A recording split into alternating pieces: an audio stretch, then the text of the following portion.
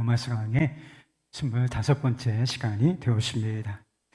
프랑스에 유명한 화가가 있어요. 고갱이라는 분이 계시는데 그림이 나와 있죠. 이 작품의 이름이 우리는 어디서 왔는가? 우리는 누구인가? 우리는 어디로 갈 것인가? 라고 하는 것입니다. 작품의 이름이 고갱이 직접 지은 건데 대단히 의미심장하지 않습니까? 고갱이 이 작품으로서 무슨 이야기를 하고 싶었던 것일까? 프란시스 셰퍼라고 하는 박사가 이 그림에 대한 해석을 내놓았습니다.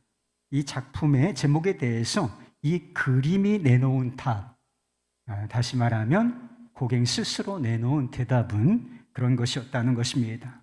우리는 온 곳도 없고 우리는 아무것도 아니며 우리는 갈 곳도 없다라고 하는 것을 이 그림이 보여주고 있다라고 하는 것입니다. 고갱은 이런 그림으로 질문과 스스로 답을 남기고 자살을 시도합니다. 그래서 이 고갱의 마지막 작품이 바로 이 작품인 것입니다. 고갱이 자살을 시도한 것은 매독, 성생활이 대단히 문란했기 때문에 매독에 걸려서 고통을 겪었고 또 우울증, 깊은 우울증에 걸려서 자살을 시도한 것으로 알려져 있습니다. 그러나 실제로 고갱의 삶을 죽음으로 몰고 간 것은 이 그림이 말해주고 있는 것처럼 인생의 의미 그리고 목적의 상실이라고 싶습니다. 실제로 그랬던 거예요. 우리는 어디서 왔는가? 우리는 누구인가? 우리는 어디로 갈 것인가? 누가 여러분에게 묻는다면 여러분 무엇이라고 대답하시겠습니까? 이 질문에 대한 대답은 우리 스스로 정하는 것이 아니라 우리가 그리스도인이라면 이 질문에 대한 대답은 이미 정해져 있다는 것입니다. 이 본문 말씀이 이 질문에 대한 대답을 내놓고 있는 것입니다. 우리는 예수 그리스도로 말미암아 이미 구원을 받았습니다. 구원을 받았다. 그러나 하나님께서 계획하신 구원이 완성된 것은 아닌 것입니다. 구원을 길이라고 표현을 하기도 하는데 구원을 길이라고 한다면 우리가 구원의 길에 들어섰지만 구원의 마지막 순간, 마지막 순간까지 도달한 것은 아직 아니라고 하는 것이죠. 그래서 아직 구원의 길을 걷고 있다 이렇게 말해야 하는 것입니다. 본문 말씀을 보면 구원의 시작으로부터 해서 마지막 마침까지 구원이 완성되는 순간까지 5단계가 있다는 사실을 알 수가 있습니다. 그래서 모든 그리스도인들이 이 5단계를 거치면서 구원의 완성이라고 하는 지점에 도달하게 되는 것입니다. 첫 번째 단계는 미리 아심이라고 하는 것입니다. 29절 말씀에 하나님이 미리 아신 자들을 하는 말씀이 나오죠. 28절 말씀에 하나님을 사랑하는 자, 곧 그의 뜻대로 부르심을 입은 자들. 그래서 모든 것이 합력하여 선을 이루는 대상들을 말하는 것입니다. 하나님이 미리 아신 자들이라.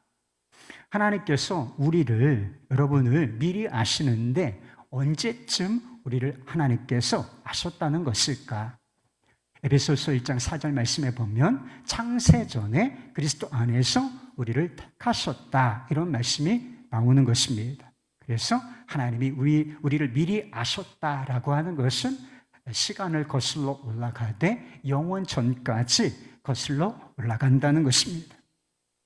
하나님의 미리 아심이 구원의 첫 단계라고 하는 것이 우리에게 깨닫게 해주는 사실이 있어요. 구원은 전적으로 하나님의 은혜에 속한 것이다 라고 하는 것입니다.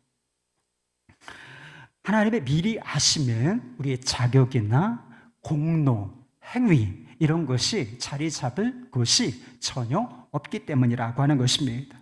우리의 결단과 믿음 그리고 그 믿음으로 인하여 증거되는 순종 그 이전에 그리고 우리가 존재하기도 전에 영원 전부터 구원이 시작된다는 의미이기 때문인 것입니다. 두 번째 단계는 미리 정하심이에요. 29절 말씀 하나님이 미리 아신 자들을 또한 그 아들의 형상을 본받게 하기 위하여 미리 정하셨으니. 여러분 예정론이라고 혹시 들어보셨습니까? 예정론의 근거가 되는 말씀이 바로 이 말씀인 것입니다.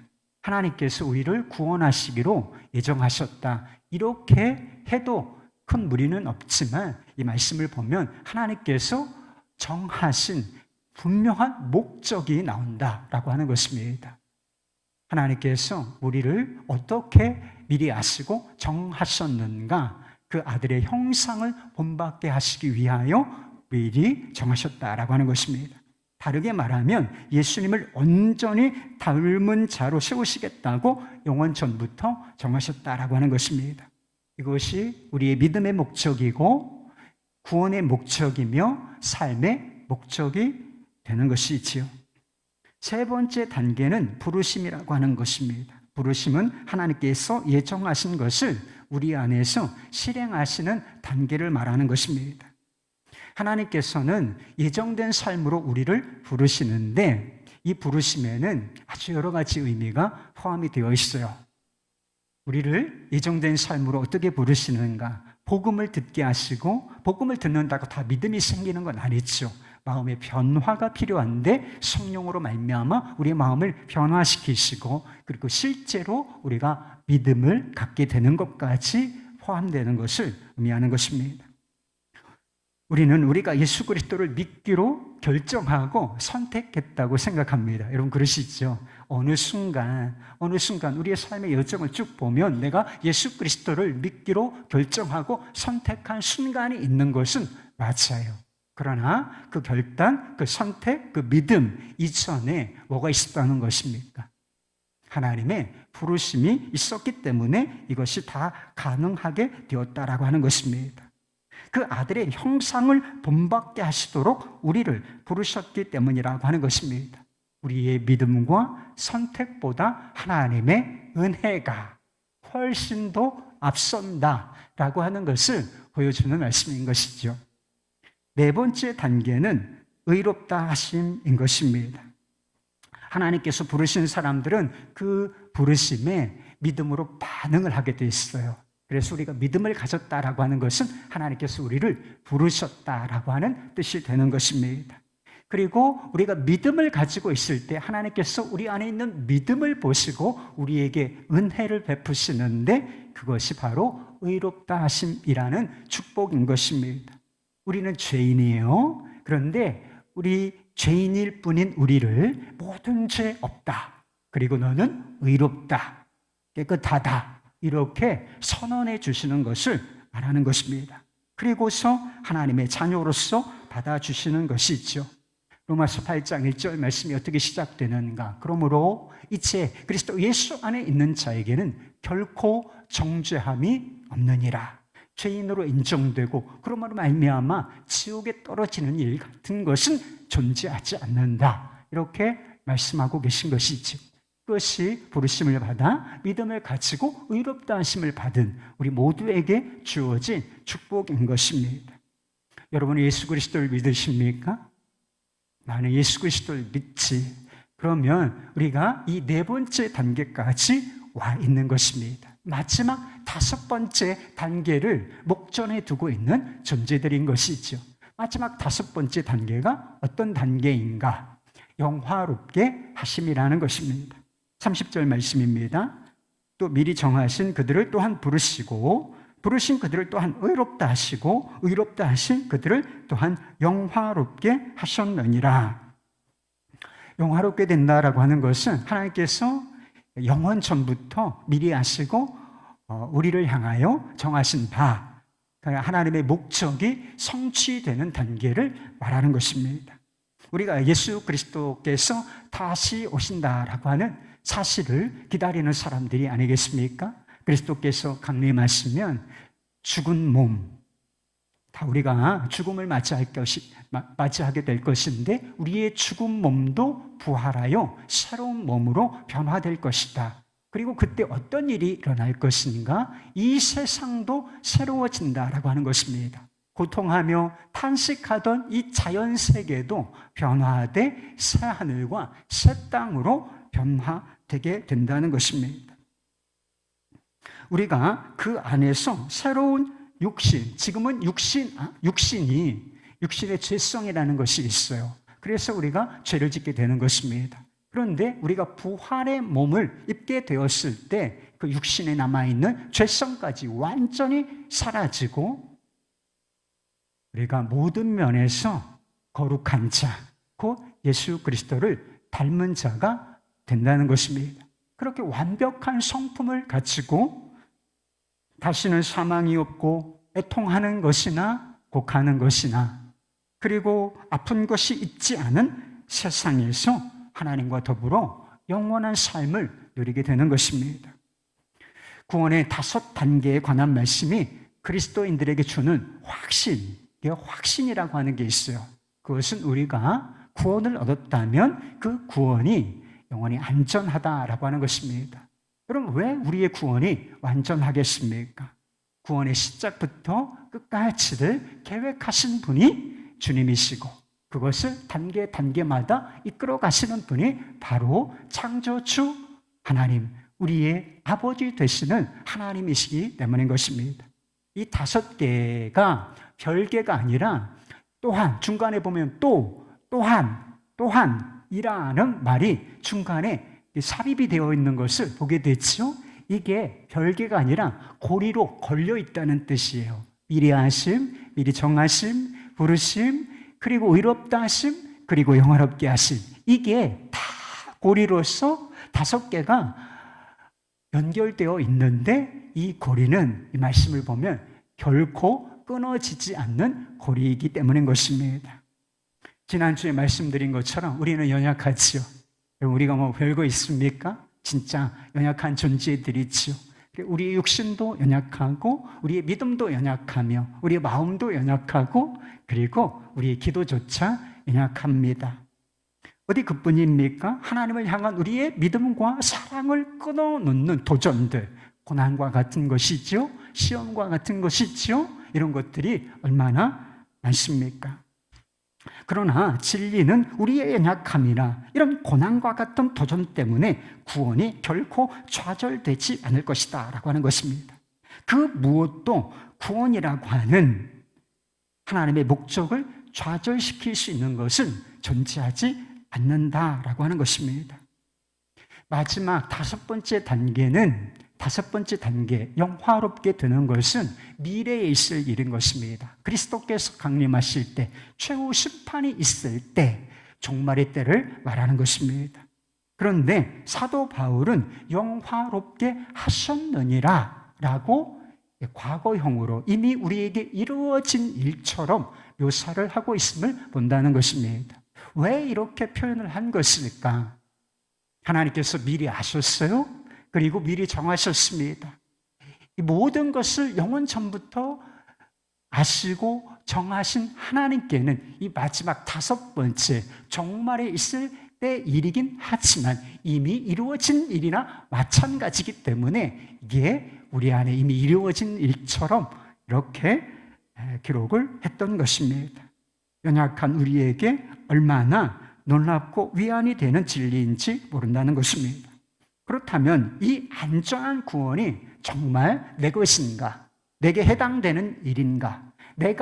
내게 해당되는 일이라면 마지막 5번째 도달하기까지 나는 어떻게 살아야 할 것인가? 이것이 문제가 아니겠습니까? 하나님께서 나를 아실까요? 내가 하나님의 예정을 하나님께서 나를 구원하시기로 예정하셨을까요? 그것을 알 수 있는 길이 있어요. 첫 번째는 내가 진실한 마음으로 하나님을 사랑하는가라고 하는 것입니다. 미리 아심과 예정은 하나님 안에만 있는 것입니다. 하나님의 계획 속에 있는 거예요. 그런데 이것이 계획이 실천되는 단계, 실행되는 단계가 어느 단계요? 바로 부르심이라고 하는 단계인 것입니다. 하나님께서 부르신 자가 누군가, 하나님으로부터 부르심을 입은 자가 누군가 이미 28절에 설명을 하고 있어요. 하나님을 사랑하는 자, 곧 그의 뜻대로 부르심을 입은 자들에게는 모든 것이 합력하여 선을 이룬다. 그러니까 부르심을 입은 자가 누구예요? 하나님을 사랑하는 자라고 말씀하고 있는 것이죠. 구원의 여정을 설명하는데 우리의 반응이 필요합니다. 사실은 회개나 믿음 같은 것이 필요해요. 그런데 여러분, 회개하지 않고 우리가 예수 그리스도를 믿지 않고 구원의 길에 들어설 수는 없는 일이 아니겠습니까? 그런데 여기에 보면 그런 것, 우리의 반응이 표현되어 있지 않고 오직 하나님께서 하시는 일만 5단계로 요약이 되어 있다는 것입니다. 이것이 의미가 없고 중요하지 않기 때문이 아니라 대단히 중요한 문제이지만 부르심 안에 다 포함이 되어 있는 것입니다. 그리고 하나님을 사랑하는 자, 여기에 회개와 믿음과 그리고 순종까지 다 포함이 되어 있는 것이다 라고 하는 것입니다. 하나님을 사랑하는 영, 예수 그리스도를 믿는 사람이 누구이겠습니까? 성령의 역사로 말미암아 하나님의 자녀가 된 자가 누구이겠어요? 바로 하나님을 사랑하는 사람이라는 것이지요. 믿음과 사랑이라고 하는 것은 분명히 다른 것입니다. 구분할 수가 있는 것이죠. 믿음이라는 것이 있고 사랑이라는 것이 있어요. 분명히 다른 개념이지만 이 두 개를 분리할 수도 없는 것이다. 고린도전서 16장 20절 말씀에 보면 이런 말씀이 나와요. 만일 누구든지 주를 사랑하지 아니하면 저주를 받을지어다. 어떤 사람이 지옥의 저주를 받게 됩니까? 예수 그리스도 이 복음을 알고도 그것을 받아들이기를 거부하는 자, 곧 주 예수 그리스도를 믿지 않는 자가 지옥의 저주를 받게 되는데, 여기는 뭐라고 설명을 하고 있느냐? 주를 사랑하지 않는 자, 주를 믿지 않는 자가 곧 주를 사랑하지 않는 자다, 이런 의미가 포함이 되어 있는 것이기 때문인 것입니다. 여러분은 하나님을 사랑하십니까? 나도 한때 하나님을 뜨겁게 사랑했던 적이 있지, 이런 정도를 말하는 것이 결코 아니라는 것입니다. 사랑이라는 것은 현재형이에요. 항상 현재형이다. 그래서 우리가 한번 예수 그리스도를 믿고 하나님을 사랑하는 자가 되면 한때 사랑했다가 아니라 사랑하는, 그러니까 지속적인 상태가 되는 것입니다. 우리의 사랑이 때로는 강하고 때로는 약화될 수가 있지만, 그래서 업앤다운이 있을 수는 있지만 항상 우리 안에 뭐가 있어야 한다는 것입니까? 하나님을 향한 사랑이 있어야 한다는 것이죠. 사랑이라고 하는 것은 감정을 말하는 것이 아니에요. 단순히 감정을 말하는 것이 아닙니다. 사랑 감정을 포함하지만 그 이상이에요. 감정과 의지와 행동까지 모두를 포함하는 것이 바로 사랑인 것입니다. 그래서 사도 요한이 하나님을 사랑한다는 것이 무엇인지를 이렇게 설명한 적이 있어요. 요한일서 5장 3절 말씀, 하나님을 사랑하는 것은 이것이다. 우리가 그의 계명을 지키는 것이다. 그의 계명은 무거운 것이 아니로다. 한마디로 무슨 뜻이에요? 순종 없는 사랑, 하나님의 계명을 지키지 않는 사랑 같은 것은 존재하지 않는다. 하나님을 사랑하면 그 사람은 계명을 지킨다. 이렇게 말씀하고 있는 것입니다. 하나님을 사랑하는 것은 다른 사람에 대한 사랑까지, 이웃에 대한 사랑까지를 포함하는 것입니다. 하나님을 사랑하는 것과 다른 사람을, 인간을 사랑하는 것은 구분되어질 수 있는 것입니다. 그러나 이것은 동전의 양면과 같아서 결코 떼어낼 수 있는 것도 아니라고 하는 것입니다. 사도 요한이 그런 이야기를 한 적이 있어요. 하나님을 사랑한다고 하느냐? 너희들이 하나님을 사랑하느냐? 하나님을 사랑한다고 하면서 형제를 미워하는 자는 거짓말장이다. 이렇게요. 왜? 보는 바 형제를 사랑하지 아니하는 자, 그 사람이 어찌 보이지 않는 하나님을 사랑할 수 있다는 말인가? 그것은 윗선이요 거짓일 뿐이다. 이렇게 말했다는 것입니다. 제가 설명드린 사랑, 이 사랑의 개념으로 여러분은 하나님을 사랑하고 계십니까? 하나님을 사랑하는 것도 중요하고 다른 무엇도 중요하고 이런 정도를 의미하는 것이 아니라 사랑이 유일한, 사랑이 최고의 가치요, 그리고 사랑이 삶의, 하나님을 사랑하는 것, 이것이 삶의 가장 중요한 목적인가를 묻는 것입니다. 가룟 유다와 베드로는 우열을 가리기 어려울 정도로 12제자 중에 2사람 아니겠습니까? 그런데 제자였던 2사람이 가장 큰 실패, 누가 더 큰 실패자야? 누가 더 큰 죄를 지었어? 이렇게 말하기가 어려울 정도로 죄의 속성은 똑같아요. 그러나 두 사람이 이 죄를 지은 이후에 완전히 다른 길을 걷게 된다는 사실을 알게 됩니다. 한 사람은 그 죄를 자책하면서 스스로 목숨을 끊어버렸습니다. 그러나 한 사람은 회개하고 회복되어서 십자가와 부활의 증인으로 서게 되었지요.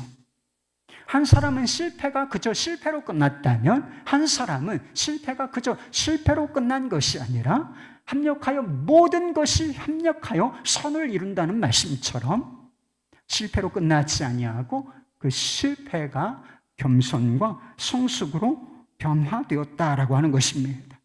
무엇이 이런 차이를 만들어낸 것일까요? 완벽한 설명은 어렵습니다. 그러나 두 사람 사이에 중대한 차이점 한 가지를 발견할 수는 있어요. 그것이 바로 주님을 향한 사랑이라고 하는 것입니다. 가룟 유다의 실패, 이것이 사랑의 부재, 사랑 없음으로 인한 실패였다면 베드로의 실패는 사랑의 실패인 것은 맞지만 사랑의 부재로 인한 실패가 아니라 사랑의 연약함으로 인한 실패라 하는 것입니다. 예수님께서 십자가를 지시기 전에 한 여인이 값비싼 향유를 예수님의 머리에, 발에 부은 일이 있었어요. 그래서 예수님께서 이 여인의 행위를 뭐라고 평가하셨는가? 행동이잖아요. 향유를 부은 행동, 겉으로 나타난 것은 이런 행동인데 예수님은 그 마음을 보셨는데 사랑은 행동까지를 포함한다 말씀드리지 않았습니까? 그래서 이 여인의 행위가 사랑에서 나온 것이다 이렇게 칭찬해 주셨어요. 그런데 이 일을 보고서 가장 앞장서서 비판한 사람, 그건 낭비다, 쓸데없는 일이다 라고 앞장서서 비판한 사람, 곧 사랑을 비판한 사람이 누구인가? 그게 가룟 유다였다라고 하는 것입니다. 예수님께서 부활하신 이후에 사랑의 배신자 베드로를 만나셔서 동일한 세 가지 질문을 하시지요. 내가 이 사람들보다 나를 더 사랑하느냐? 내가 나를 사랑하느냐? 내가 나를 사랑하느냐? 이렇게 세 번 동일한 질문을 하시는데 왜 이 질문을 하신 것일까? 아직 연약하지만 여전히 베드로 안에 주님을 향한 사랑이 있음을 아셨기 때문이라고 하는 것입니다. 그래서 그 사랑을, 배신의 상처를 치유하시고 그리고 그 연약했던 사랑을 다시 일으켜 주시기 위하여 이 동일한 세 가지 질문을 하셨다라고 하는 것입니다. 하나님을 사랑하는 것을 인생 제일의 목적으로 삼으실 수 있기를 바랍니다. 그것이 우리가 예수 그리스도 안에서 예정을 입었다라고 하는 뜻이 되는 것입니다. 그런 사람은 이 마지막 5번째 영화의 단계에 이르기까지 모든 것이 합력하여 선을 이루게 될 것입니다. 그런데 우리가 하나님의 여정하심을 입었는가, 이것을 분별할 수 있는 또 한 가지 기준이 있어요. 그것이 바로 우리가 예수님을 닮고자 하는 열정, 곧 거룩함에 대한 비전과 열정이 있는가라고 하는 것입니다. 하나님의 미리 아심과 예정하심에는 분명한 목적이 있다는 거예요. 그냥 정한다 이런 정도가 아니라 분명한 목적을 가지고 우리를 아시고 그리고 정하시고 그 목적에 따라 우리를 부르셨다라고 하는 것입니다. 그 아들의 형상, 예수 그리스도의 형상을 본받게 하시는 것이지요. 우리를 예수님처럼 사랑스럽고 사랑하고 기뻐할 줄 알고 친절하고 그리고 지혜롭고 신실하고 관대하고 온유하고 겸손한 성품을 가진 자로 온전히 세우시려는 계획이 있으셨다라고 하는 것입니다. 그리고 우리가 마지막 5번째 단계에 도달하게 되면 그 일이 우리 안에서 완성이 되는 것입니다. 하나님께서 좋은 일이나 나쁜 일이나 그리고 우리가 생각하기에 축복이나 고난이나 이 모든 것이 합력하여 이루어내실, 이 모든 것을 합력하여 이루어내실 궁극적인 선도 바로 여기에 초점이 있는 것입니다. 우리를 온전히 예수 그리스도를 닮은 존재가 되게 하는 것. 나쁜 일이나 좋은 일이나 고난이나 축복이나 하나님 안에서 엄청난 영적 화학작용을 통해서 이 일로 우리를 이끌어 가신다는 것입니다. 예수님께서 육신을 입고 이 땅에 오신 것도, 그리고 우리를 위하여 고난받으시고 십자가에 달려 죽으신 것, 그 부활하심으로, 그리고 다시 우리를 고아와 같이 버려두지 아니하시고 성령으로 우리 안에 오신 것도 다 그리스도를 닮는 것에 초점이 있는 것입니다. 불편한 진실이지만 우리를 사랑하시는 하나님께서 우리에게 고난을 면제해 주시지 않는 이유도 바로 여기에 있는 것입니다.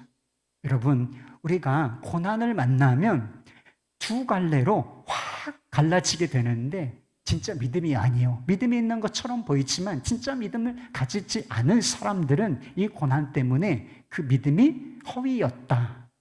그래, 죄가 되어버리고 다 타서 죄가 되어버리고 만다는 것입니다. 그러나 우리 안에 연약하지만 진실한 믿음이 있어요. 근데 이게 고난이라는 불, 시험이라는 불을 만나게 되면 어떻게 되는 것인가? 다 없어지는 것이 아니라 이 불순물들이 제거됨으로 말미암아 우리 믿음의 순도, 우리 성품의 순도가 높아진다는 것입니다. 정금 같은 믿음으로 나오게 된다는 것입니다. 고난은 어려운 것을 말해요. 그러나 두려워할 필요가 없습니다. 이 그리스도인들에게, 하나님의 자녀들에게 고난은 결코 망하는 재료로 쓰이지 않고 믿음을 단련하는 정금 같은 도구로 쓰여진다는 것입니다. 그래서 시험을 만났느냐? 그러면 온전히 기뻐하라 말했던 이유가 바로 거기에 있는 것입니다. 하나님의 계획과 일하심이 온통 여기에 초점이 맞춰져 있습니다. 하나님께서 역사의 주관자이시고 역사의 수레바퀴를 돌리시는 분이신데 이 하나님께서 이끌어 가시는 역사, 그 종착 지점이 바로 여기에 있다는 것입니다. 그런데 예정하심을 입고 부르심을 입은 자들이 이 일에 전혀 관심이 없어.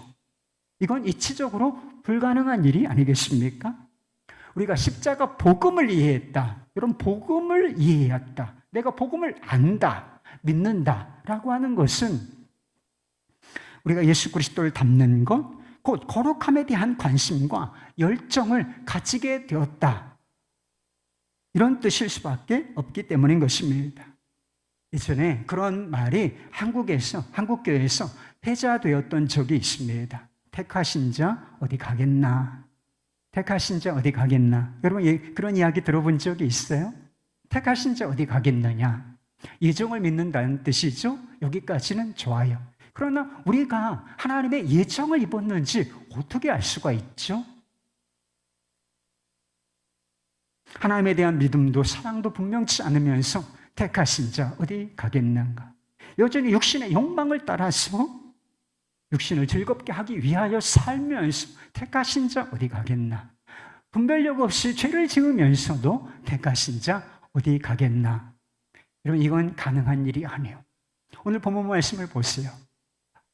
영원 전부터 우리를 미리 아시고 예정하셨다라고 하는 우리가 이해하기도 어려운 이 엄청난 복음, 이 복음을 선포하고 있는 오늘 본문 말씀을 보시라는 거예요. 택하신 자 어디 가겠나? 죄를 지어도 좋고 육신의 욕망을 따라도 택하신 자 어디 가겠나? 이런 뉘앙스가, 이런 분위기가 어디 있는가를 한번 보시라는 거예요. 결코 찾아볼 수 없는 느낌이라는 것입니다. 세상에서 예수님과 같은 성품으로 살고 변화되는 것은 관심의 대상이 아니에요. 여러분, 세상 사람들 중에 예수님을 닮는 것이 삶의 목적인 사람을 보셨습니까? 그분처럼 진실하게, 신실하게, 거룩하게 사는 것이 삶의 유일한 목적인 사람을 보셨습니까? 믿음, 소망, 사랑, 이 세 가지는 항상 있을 것인데 그 중에 제일은 사랑이라. 그 중에 제일은 사랑이라. 다른 모든 것들보다 사랑이 가장 중요한 가치라고 여기고 거기에 삶의 목적을 두고 있는 사람을 보신 적이 있느냐는 것입니다. 그럼 없어요. 어려운 일은 신자도 겪고 불신자도 겪습니다. 성공과 실패요? 신자도 겪고 불신자도 겪는다는 것입니다. 다른 점은 있어. 우리가 기도하고 그 기도를 통해서 하나님께서 삶의 환경을 바꿔주실 수가 있기 때문에 똑같지는 않다, 이렇게 말씀드릴 수는 있어요. 그러나 이런 것들로서 하나님께서 어떤 공식을 가지고 계신 것은 아니기 때문에 언제 이런 일이 일어난다, 그리고 누구에게 이런 일이 일어난다, 다 케이스 바이 케이스고 공식 같은 것은 존재하지 않기 때문에 우리가 어려운 일이 있냐 없냐, 또는 성공과 실패, 이런 것들로 하나님의 예정과 택하심을 분별하기는 거의 불가능한 일이라 하는 것입니다. 그러나 예수님을 닮고자 하는 갈망과 비전은 오직 신자 안에만 있는 것이다 라고 하는 것입니다. 그렇기 때문에 이것이 신자와 불신자, 하나님께서 예정하신 자와 그렇지 않은 자를 분별하는 가장 중요한 실천적인 기준이 된다는 것입니다. 여러분, 우리가 하나님의 마음속을, 계획 속을 다 집어볼 수는 없잖아요. 그러나 이것이 드러나는 순간이 있는데 그것을 보고 우리 안에 주님을 닮고자 하는 열정과 비전인 죄된 삶을 청산하고 거룩한 삶으로 마지막 지점으로 향하고자 하는 열정과 비전이 있느냐, 이거가 대단히 중요한 분별의 기준이 된다는 것입니다. 여러분의 마음을 한번 잘 점검해 보세요. 예수님을 닮고자 하는 열망이 없어요?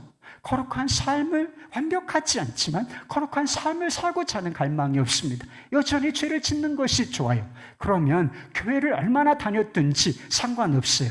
그건 예수를 믿는 것도 아니고 복음을 아는 것도 아니며 그러므로 구원을 받은 것도 아니라는 것입니다. 그런 사람은 예수 그리스도를 마음을 열고 다시 믿어야 할 사람, 진짜 예수 그리스도를 믿어야 할 사람들인 것입니다. 내가 예수님을 믿고 하나님을 사랑한 것 같아요. 실제로 내가 내 마음을 진실하게 점검해 보는데 내가 하나님을 사랑하는 것 같아. 내 안에 주님을 믿는 믿음이 있어. 그런데 이 비전이 너무나 희미하다. 왜 그런 일일까? 왜 그런 것일까? 우리가 세상 사람들처럼 이것이 아닌 다른 어떤 것에 비전과 열망을 품고 이게 강하기 때문이라 하는 것입니다. 여러분, 세상 사람들이 삶의 목적으로 가지고 사는 것이 뭐예요? 부와 성공, 행복이 아니겠습니까? 아니라고요? 아니에요. 다 이런 목적을 가지고 전속력으로 부와 성공과 그것을 통해서 행복을 얻고자 하는 삶을 살아간다는 말인 것입니다. 하나님께서 당신의 사랑하는 자녀들에게 부와 성공, 여러분에게 부와 성공을 주실 수 있을까요? 하나님께서 우리가 행복하기를 원하시겠습니까? 여러분, 물론입니다. 이 세상의 모든 것을 다 가지고 계신 하나님께서 왜 우리에게 부와 성공을 주실 수 없겠습니까? 예수 믿는 사람 중에 부자도 있고 성공한 사람 얼마든지 있어요. 그러나 하나님께서 이와 같은 것들을 우리에게 주실 수 있는 선물이라고 말할 수는 있지만 이것을 삶의 목적으로 삼고 살아서는 안 된다는 것입니다. 우리의 삶을 향한, 우리의 인격을 향한 하나님의 계획과 초점은 여기에 있지 않기 때문이라고 하는 것입니다.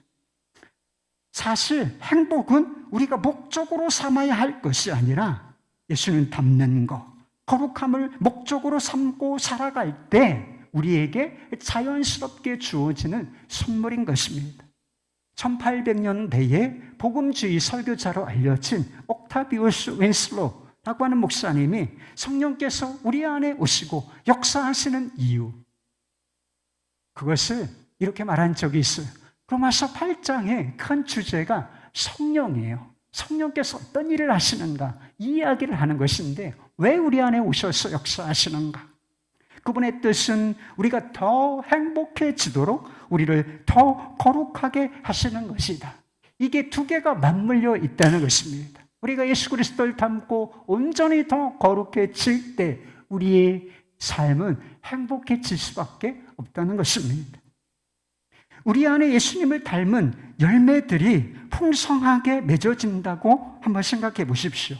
우리가 예수님처럼 사랑하고 예수님처럼 기뻐하고 예수님처럼 친절하고 예수님처럼 참되고 진실하고 신실하고 예수님처럼 지혜롭고 온유하고 관대하고 겸손하다고 한번 생각해 보십시오. 어떤 사람과 관계를 맺고 어떤 순간에 어떤 상황에 놓인다고 할지라도 이런 사람은 행복할 수밖에 없는 사람이 아니겠습니까?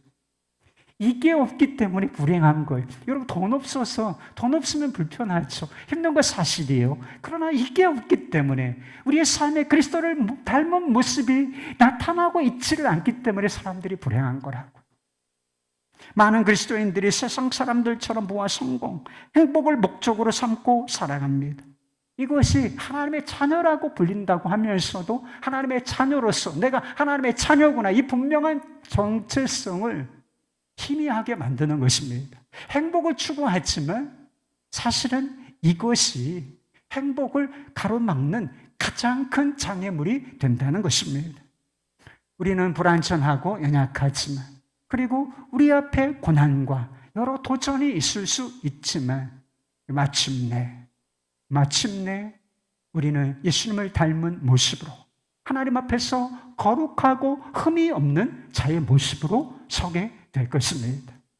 우리를 미리 하시고 예정하시고 부르시고 의롭게 하시고 영화롭게 하실 분이 창조의 하나님, 우리의 아버지 되시는 하나님이시기 때문인 것입니다. 예수님을 닮고자 하는 이 비전과 열정은 이 하나님의 거룩한 계획, 그리고 하나님의 일하심에 대한 우리의 믿음이고 응답인 것입니다.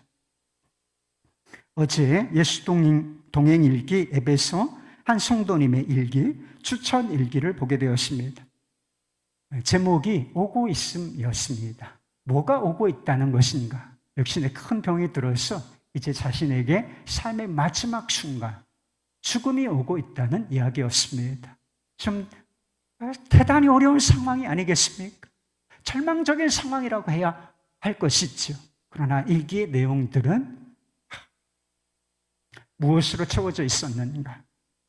애절한 사랑과 그리고 위로와 감사와 평안으로 채워져 있었습니다. 그리고 일기는 이렇게 한 문장으로 끝났어요. 내가 의지하는 예수 사랑합니다. 고갱이 했던 질문이 있죠. 우리는 어디서부터 왔는가? 우리는 누구인가? 우리는 어디로 갈 것인가? 여러분의 이 질문에 대해서 무엇이라고 대답하시겠습니까? 내가 의지하는 예수 사랑합니다. 이 대답이면 모든 순간 어떤 상황에서든지 이 질문에 대한 충분한 대답이 되겠다고 싶었습니다. 내가 의지하는 예수 사랑합니다. 예수님을 알고 예수님을 사랑하고 예수님을 닮는 것을 삶의 유일한 가치와 목적으로 삼으실 수 있기를 바랍니다. 그러면 잘 되어 갈 것입니다.